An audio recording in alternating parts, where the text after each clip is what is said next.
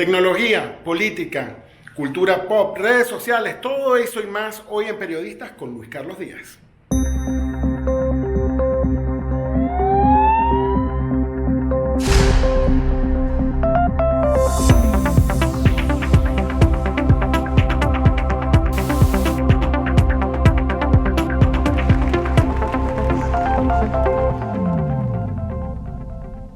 Se presenta como hijo de Internet, tejedor de redes y salvado por ellas.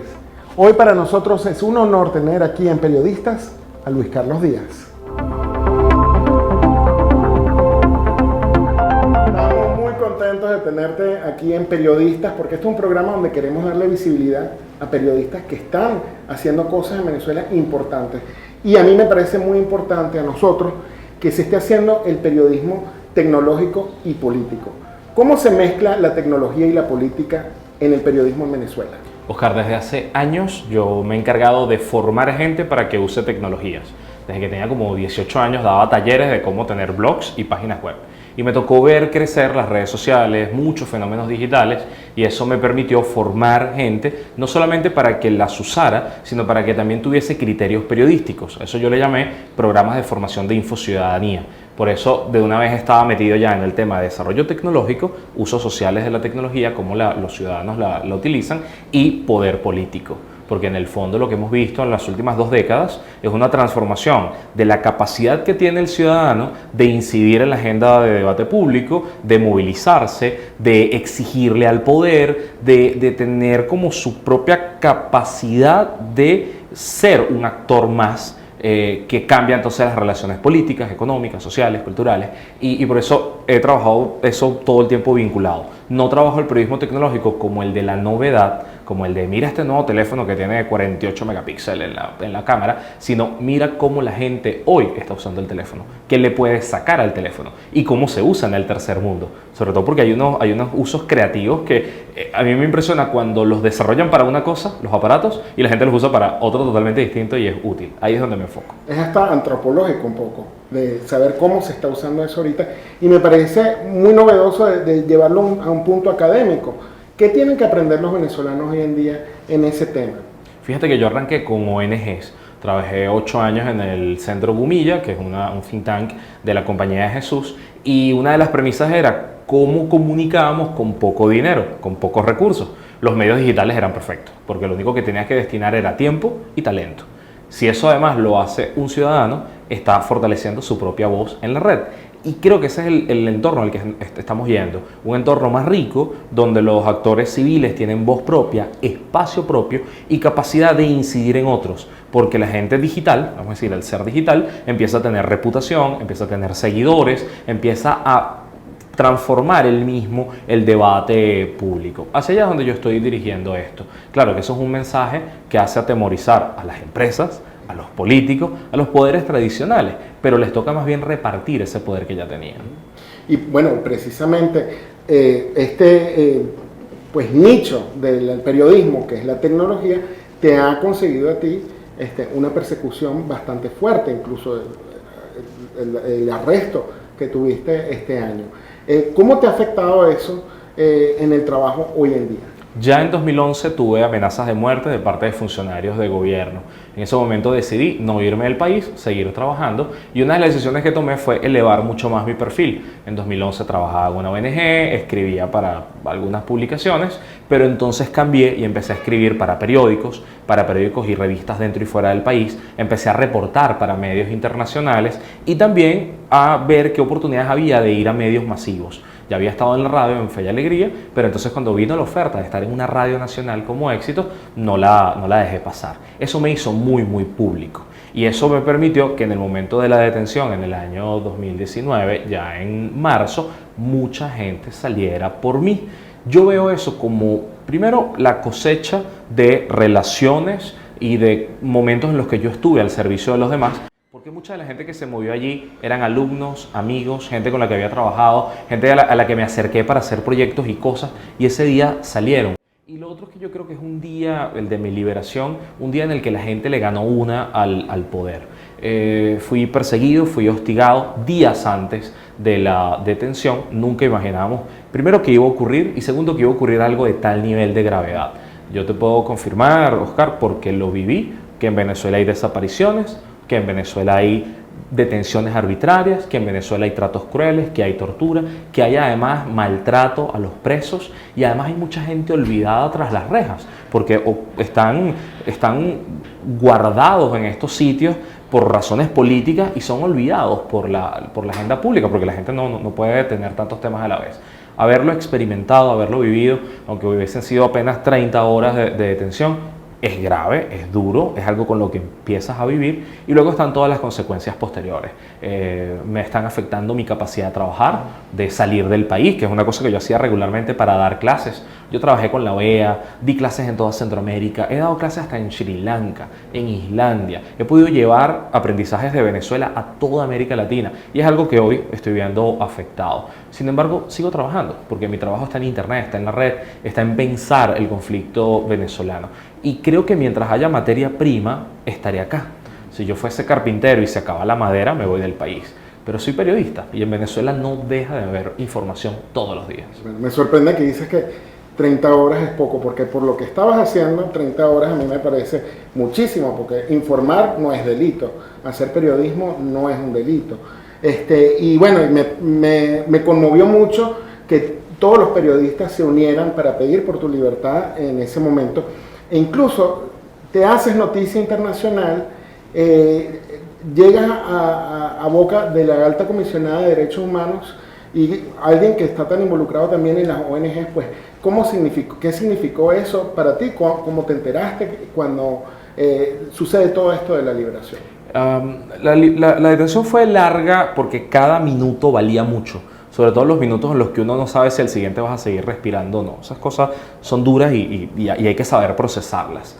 Pero ya cuando estaba en el centro de reclusión de presos políticos, el Helicoide, la radio sonaba, había información que llegaba de la calle y en horas de la tarde hubo unos detenidos que me preguntaron ¿quién eres tú?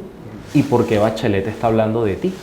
Esa conexión era como ¿por qué? Yo tampoco me lo esperaba y evidentemente eso habla primero de la gravedad de la situación, de lo que está pasando en Venezuela, la sensibilidad que había sobre el tema, pero es que además estaba coincidiendo con la visita de gente de su oficina al país que estaba viendo el estado de los centros de reclusión. Yo fui testigo de cómo me sacaron de una celda para pintarla porque al día siguiente venían los enviados de Bachelet a verla. Es una cosa hipócrita y horrorosa, pero que luego me volvieran a meter para oler pintura durante horas, tosiendo y todo, una cosa que raya ya en tratos crueles. Pero Bachelet lo sabía, Bachelet sabía que estaban pintando por ella y si no se enteró después, el poder no pudo ocultar el nivel de abuso que estaba cometiendo. Eso no quita que no deje de cometer abusos todos los días y los cometa además contra gente anónima. En mi caso me salvó mi esposa, que hizo todo lo que pudo, todo lo que estaba en sus manos, además un estado de salud absolutamente vulnerable. Mi esposa no solamente estaba saliendo de su proceso de quimioterapia, sino que además tuvo que ver cómo los oficiales de seguridad se robaban todo el dinero de su tratamiento médico. Y eso es muy grave. O sea, que un Estado se robe el dinero de un paciente con cáncer es horrible, en un país donde además no garantiza que haya tratamiento para el cáncer. Con todo eso encima, ella salió adelante, habló, exigió, pidió por mí y mucha gente. Es un poco lo que doy en clases cuando le enseño a la gente el poder del enjambre, la capacidad que tienen los individuos que estén o no organizados, pueden tener fines similares, pero respetan su especificidad. Ese día cada uno obró como lo que mejor podía hacer. Es un poco como la última película de Kung Fu Panda, cuando unos dicen, bueno, yo soy padre, yo soy amigo, yo soy hermano. Ese día salieron los defensores de derechos humanos, salió la Iglesia Católica y muchos amigos. Yo creo que eso para mí es una de las cosas que no voy a dejar de agradecer toda mi vida. Yo lo que quería preguntar, porque hay otra cosa que a mí me interesa mucho de lo que tú haces, que es traer la cultura pop a la actualidad venezolana. O sea, todo lo que es películas. ¿Cómo ha sido la recepción de eso aquí en Venezuela? Yo estaba en un viaje y me inventé el concepto de la cátedra del pop porque sentía que había que hacer muchas cosas a la vez. Primero, conseguir maneras más sencillas de explicar cosas complejas. Si yo hablo de totalitarismo en un foro usando a Hannah Arendt, es la mejor fuente posible, pero van a llegar 3 o 4 personas. Si yo hablo de totalitarismo hablando de Thanos o Voldemort, voy a tener un escenario lleno o voy a tener otro tipo de público escuchando y entendiendo a través de metáforas qué pasa. Usar el pop como vehículo de comunicación te permite apostarle a lo masivo, apostarle al lenguaje que le llegan a muchas personas, y a mí como periodista me permite hacer algo que he querido hacer toda mi vida, que es ver películas, series, jugar videojuegos y hacer cosas y no sentir que eso es entretenimiento, sino que eso también es mi trabajo. Hay una segunda dimensión, y es que Venezuela es un país que se ha estado rezagando.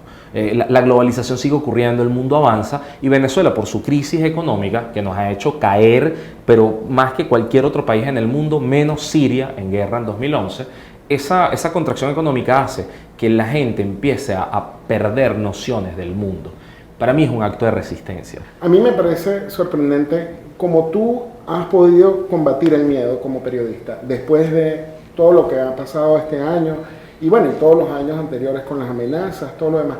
¿Qué le dices tú al periodista hoy en día que intenta combatir ese miedo a informar? Yo creo que el miedo es útil cuando te permite tomar mejores decisiones, cuando te permite ser más sagaz, cuando la situación te reta y ante el miedo dices, bueno, lo racional es esto, lo emocional es esto, y mis decisiones ante eso es hacer. No soy suicida, no soy de los que invita a otros a suicidarse.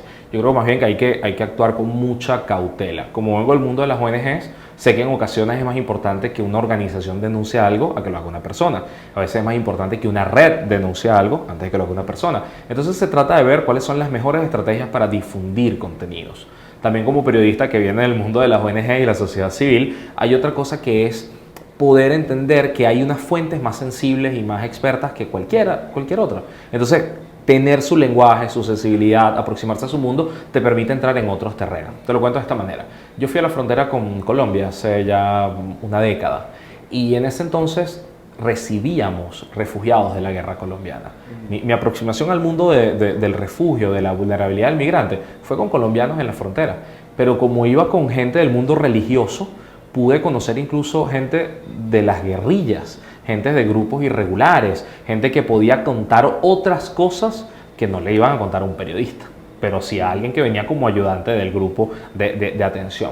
Esa es una aproximación que a mí me ha servido para entender este país de una manera distinta. Lo mismo me pasó cuando trabajé en cárceles. Estuve 2 años trabajando con personas detenidas y los conocía, eran mis alumnos. Yo les daba clase de cómo hacer radio, cómo hablar en público, y eso me permite tener una sensibilidad sobre el mundo carcelario distinta a la del ciudadano que lo ve desde lejos y con temor. Entonces el miedo ante un estado totalitario que controla todas las variables, lo único que te hace es ver cuáles son las vulnerabilidades del poder, dónde se fractura, cuando te das cuenta que no es monolítico, sino que es un conjunto de gente que lo está liando su propia complicidad y que hacen crisis por cualquier cosa. Y eso es sumamente divertido, porque cuando eres periodista estás buscando contradicciones, estás buscando dónde está el filón importante. Y yo creo que en ese sentido, decidir quedarme en Venezuela, aun cuando mis amigos y mis familiares se fueron, es una labor de poder contarle al mundo qué está pasando acá y poder además sacar las lecciones para que esto no se repita. Yo creo que tenemos ese compromiso. A mí me encantaría que más nunca en ningún país de esta región se lleve preso un periodista. ¿Qué le dices tú a esta nueva generación de periodistas que se están formando para que se queden en el país, para que sigan haciendo periodismo en Venezuela? Es que quedarse o irse ya hoy no es tan importante. O sea, uno se puede ir y ganar experiencia, se puede ir y conocer mundo, conocer gente, eso no tiene ningún problema. Yo lo que les invito es que entiendan, primero, que están en un momento privilegiado, un momento en el que un periodista puede tener sus propios medios, tiene la capacidad de grabar, de hacer fotos, de escribir, de hacer cosas como nunca antes en la historia. Un periodista hoy tiene más capacidades. Lo segundo es que, como es un momento de crisis para toda la industria de medios, es también un punto en el que el periodista puede buscar su propio modo de financiarse. Yo, por ejemplo, en este momento tengo una plataforma que se llama Patreon, patreon.com, y la gente se suscribe. Y hay casi 200 personas suscritas a nuestros contenidos que nos permiten generar cosas para miles de personas. Y eso nos da autonomía, nos da una capacidad de trabajar que antes no se tenía. Y la otra cosa es que si estas son las condiciones que te dieron y, por ejemplo, no puedes salir del país porque tu familia está acá o tus apuestas están acá, aprovecha para sacar lecciones de esto. Es decir, incluso con lo mal que podemos pasarla, porque la cotidianidad es una vergüenza que Venezuela tenga problemas que el resto del continente ya superó, pero los tenemos. Por lo menos vamos a convertirlo en historias, en lecciones, en voces de otras personas. Al final el periodista es útil solamente porque está al servicio de los demás y es útil porque hace que los demás comprendan qué está pasando. Eso en una sociedad que ya funciona, que está establecida, puede ser hasta aburrido. Es como en estos días me preguntó una periodista de Antena 3, ¿por qué no te vienes a España? Si eres español, si tu familia está acá. Yo revisaba las cifras y en España hay más de 6.000 periodistas, digamos, desempleados. Y decía, bueno, ¿a qué? A una sociedad que incluso sus conflictos son aburridos, porque la autonomía catalana, mira que he leído mucho y soy ciudadano también catalán, y yo digo, pero esto no tiene ningún sentido. Mi conflicto lo conozco, lo domino, lo manejo, tengo lecciones sobre esto. Si un joven quiere sumarse a ese aprendizaje, pues bienvenido al equipo. Nos van a hacer falta, y nos hacen falta por una razón. Este conflicto demostró que hasta los más expertos se quedaron sin respuesta. Yo tengo compañeros que son doctorados en lo que sea, y en un momento como este su nivel de incertidumbre es el mismo que el mío. Eso nos iguala. Y si nos iguala, es momento entonces de tener soluciones creativas. Y las soluciones creativas vienen de gente nueva, de gente que está pensando cosas distintas. Ahí es donde entran los periodistas jóvenes. El que quiera asumir el reto, bienvenido. Claro, y es un reto que uno, a pesar de que piensa que está haciendo poquito, está haciendo muchísimo. Si lo haces en red, sí, porque se multiplica. Sí. Muchas gracias por estar aquí. Y muchas gracias por seguir viendo Periodistas y será hasta una próxima ocasión. Pero gracias. Gracias, Oscar. Buenísimo.